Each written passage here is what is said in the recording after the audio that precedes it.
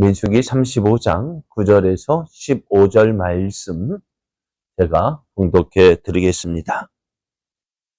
여호와께서 또 모세에게 말씀하여 이르시되 이스라엘 자손에게 말하여 그들에게 이르라. 너희가 요단강을 건너 가나안 땅에 들어가거든 너희를 위하여 성읍을 도피성으로 정하여 부지 중에 살인한 자가 그리로 피하게 하라.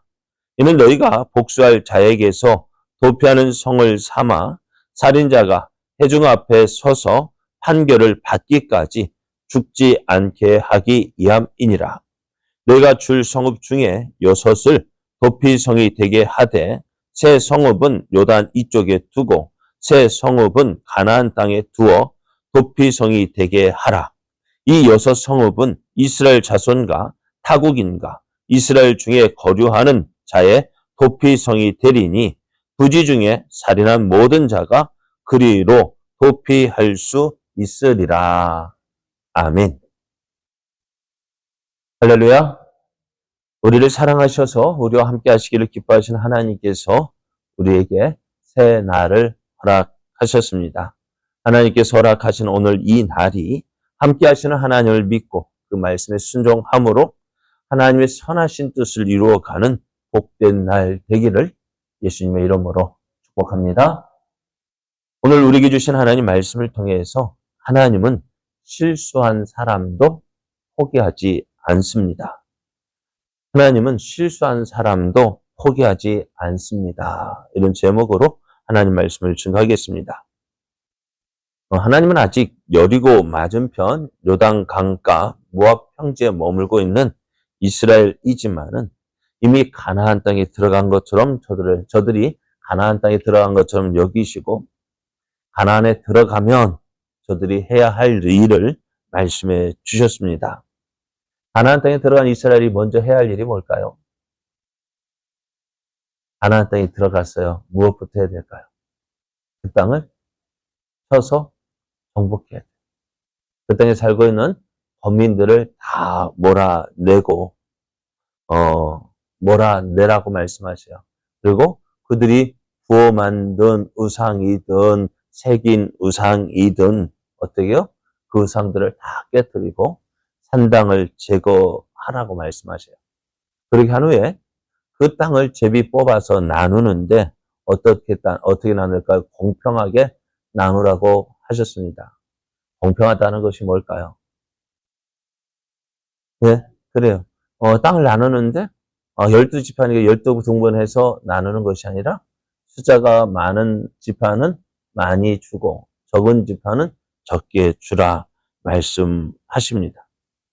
그 이제 이스라엘 족속 이스라엘이요. 가나안 족속을 몰아낼 때 어떤 조건이 있어요. 어떤 조건을 가지고 하느냐? 한 사람도 남겨두지 말라 하셨어요.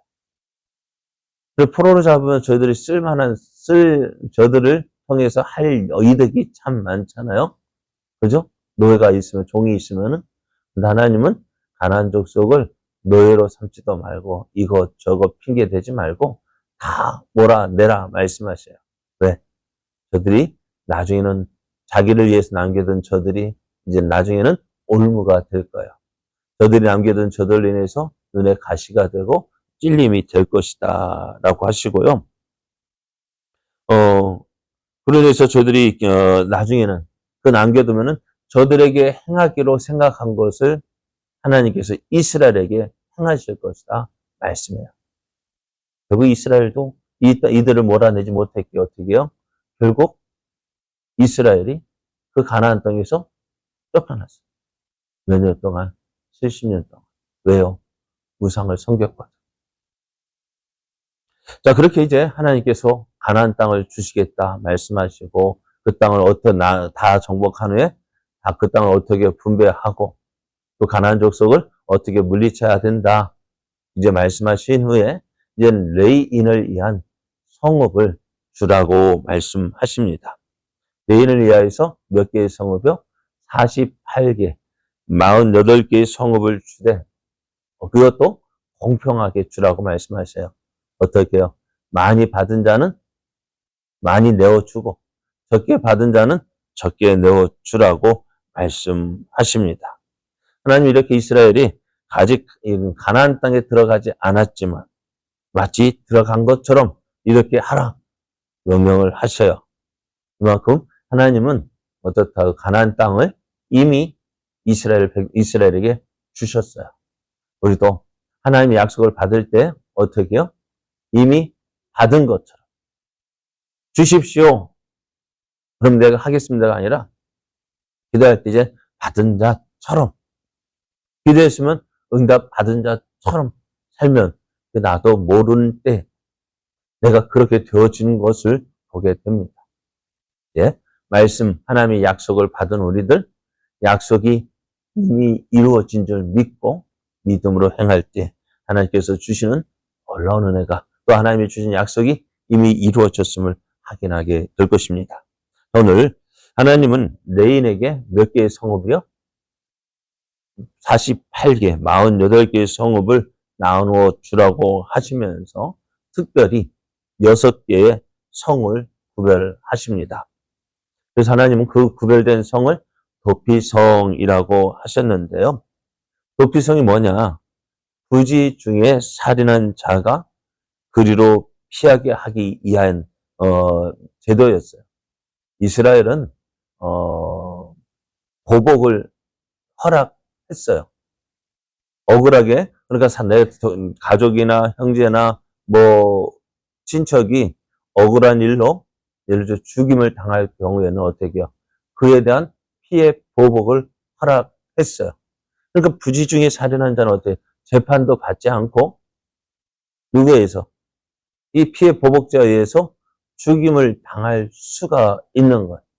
그러면 어떻게 될까요? 그 사람은 실수로 이 사람을 죽였다. 어떻게 될까요?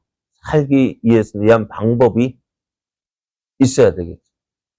그러니까 살기 위한 방법이 뭘까? 재판을 받아서 내가 어떻게 했다. 일부러 죽인 것이 아니라 실수로 부지 중에 죽인 그것을 이제 어떻게 해요? 재판을 받으라는 것입니다.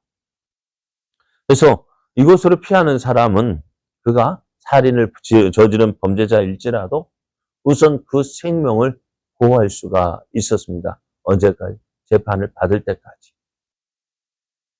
그래서 이 성이 어떤 곳에 있느냐? 이스라엘 12지파가 거주하는 요단 동편과 또 요단 서편에 이렇게 각각 6개의 성이 세워지게 되어지는데요. 6개의 성읍은 어떤 곳이냐? 아무리 먼 곳이라 할지라도 하루길이면 도달할 수 있는 곳이어야 했습니다. 우리가 큰 도시에만 있는 것이 아니라 이 가나안 땅 어디에서든지 부지 중에 살인한 자가 피하는데 하루 정도 걸어가면 또 그 성은 어떻게 되냐? 어디에 감추어져 있는 것이 아니에요. 다른 곳에 보면은 이 곳으로 가는 길은요, 어떻게 포장되어 있고, 넓게 포장되어 있어요. 그러니까 어떻다는 거예요? 쉽게 갈 수 있는 곳이어야 했습니다. 그래서 이 도피성은 어떨까요? 부지 중에 살인은 한 사람에게 있어서는 어떻게 해요? 자기가 살 수 있는 곳이었습니다. 그럼 어떻게 될까요? 실수했어요. 실수로 사람을 죽였어. 어떻게 될까요? 너가 살고자 하면 어디로 피해야 돼요? 도피성으로. 자, 그러면은 하나님께서 이 도피성을 마련한 이유가 뭘까요? 누구를 위해서? 누구를 위해서요? 부지 중에 살인한 사람, 실수로 사람을 죽인 그 사람을 위해서 이 도피성을 만들라고 했습니다. 그런데 하나님은 이 도피성 제도를 제정하신 이유를 이렇게 말씀합니다. 11절 말씀을 보면은 너희를 위하여 성읍을 도피성으로 정하여 부지 중에 살인한 자가 그리로 피하게 하라 했습니다. 그러니까 부지 중에 살인한 자를 위해서 만든 것 같지만은 그러나 어떻다고요? 너희를 위하여라고 말씀합니다. 이게 무슨 말일까요? 너희를 위하여. 사람은 누구나 실수할 수가 있습니다. 여러분 어떻습니까? 여러분 가운데 한 번도 실수해 본 적이 없다. 나는 실수해 본 적이 없다. 있습니까? 없습니까? 실수한 적? 있죠. 어떤 실수? 그래, 우리 오늘 말씀처럼 사람을 죽이진 않았지만은 어떨까요? 실수로 내가 원하지 않았는데 후지 중에 잘못 행한 일들이 참 많이 있습니다. 그런데 우리가 실수했을 때 사람들은 어떻게 할까요? 그 실수한 것에 대해서 실수했다고 뭐라 하죠? 실수했다고? 실수한 것인데 나도 모르고 깜빡 그렇게 했는데 어떨까? 그거 가지고 지적하고 또 법으로 벌을 주고. 저도 어제 운전하다가 내비가 삐삐삐삐 알려줬는데도 깜빡 못 듣고 보니까 50인데 65로 찍혔더라고요. 그거 어쩔까요? 실수였다고요. 근데 알아줄까요? 몰라줄까요? 네? 모르겠어요. 아까운 일, 마음 아픈 일이 생기는지. 그래, 세상은 실수한 것 쉽게 넘어가지 않아요. 그에 대해서 어떻게요? 판단하고 때로는 벌을 주기도 합니다. 그러나 하나님은 어떠하실까요? 실수했다고 넌 끝났어야. 너 이제 끝났어. 그렇게 말하실까요? 사람들은 실수한 거 가지고 어때? 끝났어. 그죠? 그렇게 끝났다고 이야기를 합니다만은 하나님은 그렇게 하지 않으신다는 거예요. 그래서 실수한 사람을 위해서 그래요. 살인한 사람도 어떻다? 실수로 사람을 죽였다 할지라도 그 사람에게 넌 끝났어 라고 하지 않고요.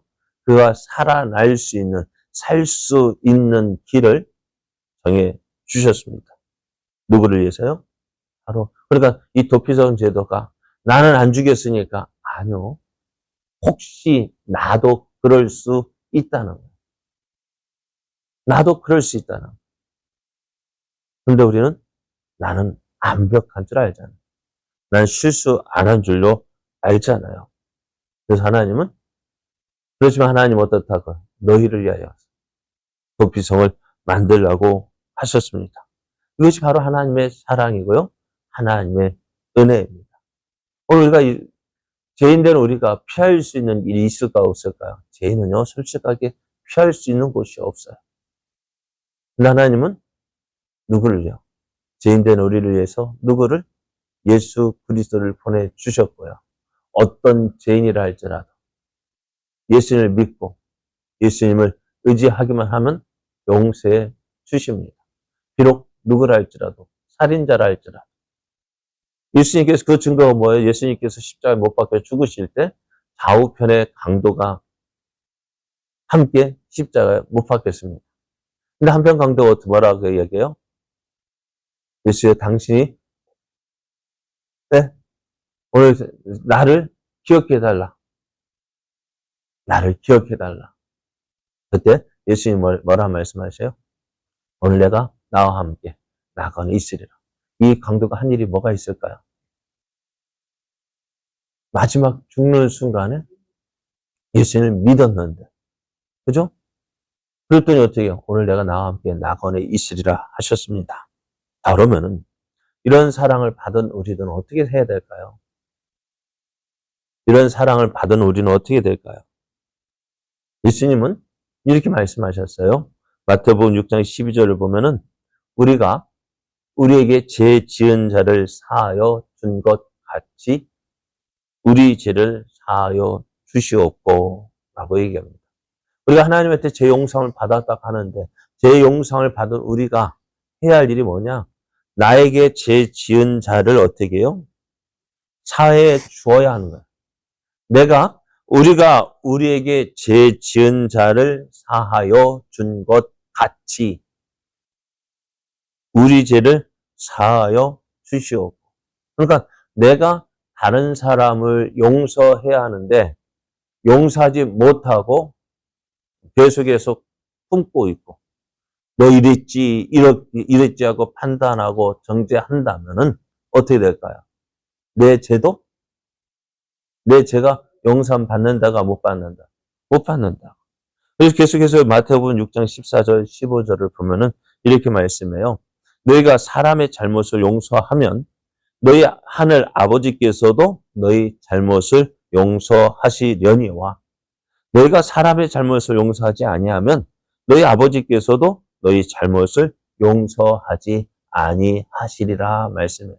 그러니까 내가 어떻게 하느냐에 따라서 그러니까 내가 하나님의 사랑, 하나님의 은혜를 받고자 한다면 어떻게 될까요? 오늘 내가 받고자 하는 대로 하나님 먼저 해야 되는 거예요. 하나님의 사랑 받기를 원하면 나도 그 사랑을 행하는 자가 되어고요. 내가 하나님의 용서를 받고자 한다면 나도 그렇게 용서하는 자가 되어져야 한다는 거예요. 그리할 때 하나님의 주시는 은혜가 넘치는 거예요. 오늘 우리가 하나님의 은혜가 넘치는 삶 살길 원하십니다. 그렇다면은 내가 대접받고 싶다면 남을 먼저 대접해야 되는 거죠. 그래서 오늘 다른 사람을 용서할 때, 나도 용서받는구나. 다른 사람을 내가 이해할 때 나도 이해받을 수 있구나. 오늘 그 사실을 말씀해 주고 있는 거예요. 그래서 도피성 제도를 말씀해 주신 것이면 너희를 위하여 이것을 마련하라 하신 거예요. 그래서 실수할 수밖에 없는 난 실수하지 않는다고요? 아니요. 실수할 수 있는 나를 위하여서 이 성을 마련하고 그래서 그 성으로 부지 중에 실수로 어떤 일을 행한 사람은 이 성으로 피할 때 하나님께서 저희들의 형편을 살펴주신다라고 말씀하고 있습니다. 오늘 우리의 삶이 그러면 하나님의 은혜가 넘쳐나는 삶 되기를 원합니다. 하나님의 크신 사랑이 넘쳐나기를 원합니다. 어떻게요? 하나님의 말씀 따라서 내가 사랑받고 싶다면 내가 먼저 사랑해야 되고 내가 용서받기를 원한다면 나도 먼저 용서해야 합니다. 이 사실을 알고 이 말씀대로 행하여서 하나님의 크신 은혜와 사랑 넘치는 복된 삶 되기를 예수님의 이름으로 축복합니다.